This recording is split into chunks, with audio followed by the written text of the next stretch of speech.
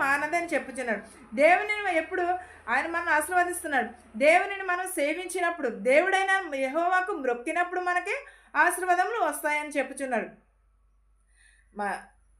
లోక 4:19 చూద్దామండి. 18 చూద్దాం. లోక 18. ప్రభు ఆత్మ నా మీద ఉన్నది, బీదలకు సువార్త ప్రకటించుటకై ఆయన నన్ను అభిషేకించెను, చెరలోనున్న వారిని విడుదలను, గ్రుడ్డి వారికి చూపును కలుగునని ప్రకటించుటకును, నలిగిన వారిని విడిపించుటకును, ప్రభు హితవత్సరమును ప్రకటించుటకును ఆయన నన్ను పంపి ఉన్నాడు అని వ్రాయబడిన చోట ఆయనకు దొరికెను. ఎలా అండి?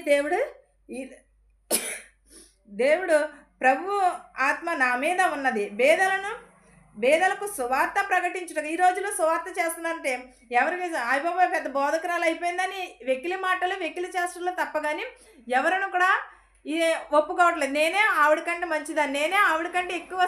ఈ స్వార్థాలు మనుషులలో ఎక్కువైపోతూ ఉంటున్నాయి. అది కాదు, మనం ఏం చేయాలి? సువార్త చేసినప్పుడు వాళ్ళ ప్రవర్తన మనకు అనవసరం, వాళ్ళు ఎలా ఉంటున్నారు అనేది మనకు అనవసరం. కానీ ఏం చూడాలి? వాక్యమును చూడాలి. మనం ప్రతి ఒక్కరము కూడా వాక్యమునకే లోబడి ఉండాలి. మనం ఎప్పుడూ కూడా దేవుని ఎడల మనము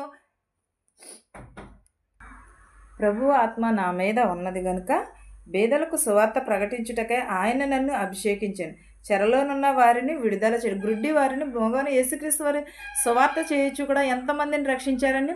గ్రుడ్డి వారిని బాగు చేశారు, మగవారిని బాగు చేశారు, ప్రతి ఒక్కరిని స్వస్థపరిచారు దేవుడు. ఎవరికే సువార్త ప్రకటించే? భేదవాళ్ళకి. రక్షణ అంటే తెలియని వారికి సువార్తను ప్రకటించారు. పౌలు ఏమన్నాడు? సువార్తను ప్రకటించకపోయిన ఎడల మనందరికీ కూడా శ్రమ, సువార్తను ప్రకటించమని చెప్పాడు. సువార్త చెప్పడం కాదు, సువార్త ద్వారా ఎంతమంది రక్షింపబడ్డారు, ఎంతమంది మారు మనసును కలిగి ఉన్నారు, ఎంతమంది దేవుడు అంటే తెలుసుకుని దేవుడు నిజమైన రక్షకుడని ఎరిగిన వారు ఎంతమంది అనేది మనకు తెలియాలి.